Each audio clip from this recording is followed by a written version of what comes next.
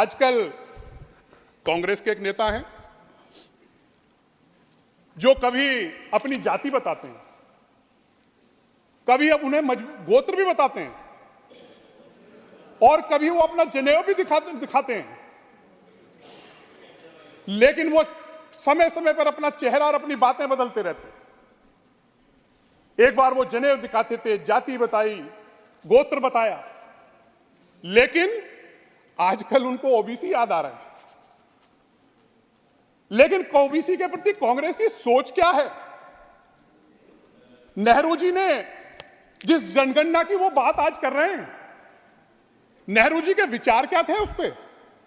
नेहरू जी ने उसके बारे में कहा क्या था? कभी कम से कम उसको तो पढ़ लेते। नेहरू जी ने कहा था,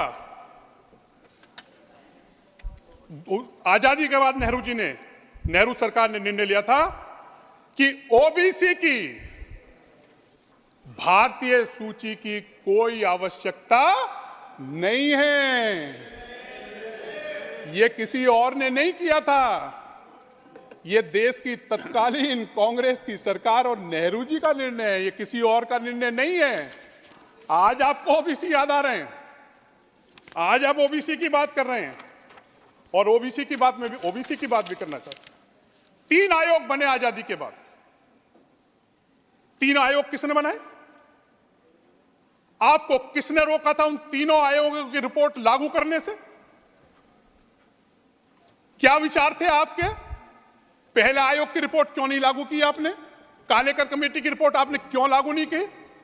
और जब मंडल आयोग की रिपोर्ट लागू होनी हुई तो राजीव गांधी जी ने उसका विरोध किया था। यह किसी और ने विरोध नहीं किया था, राजीव गांधी ने इसका विरोध किया था। आज आप ओबीसी की बात करते हैं, जिस ओबीसी के आरक्षण लागू करने की बात और तीनों रिपोर्टों को जो आपके शासन में आई थी, जो आपके समय की थी, आपको लागू करने से किसने रोका था? हां, आपको एक परेशानी है कि इस देश के बैकवर्ड समाज का सौभाग्य है कि देश की आजादी के बाद नरेंद्र मोदी जी के रूप में इस देश को प्रथम बैकवर्ड प्रधानमंत्री मिला। यह आपको बर्दाश्त नहीं, इसे आप डाइजेस्ट नहीं कर पा रहे हैं।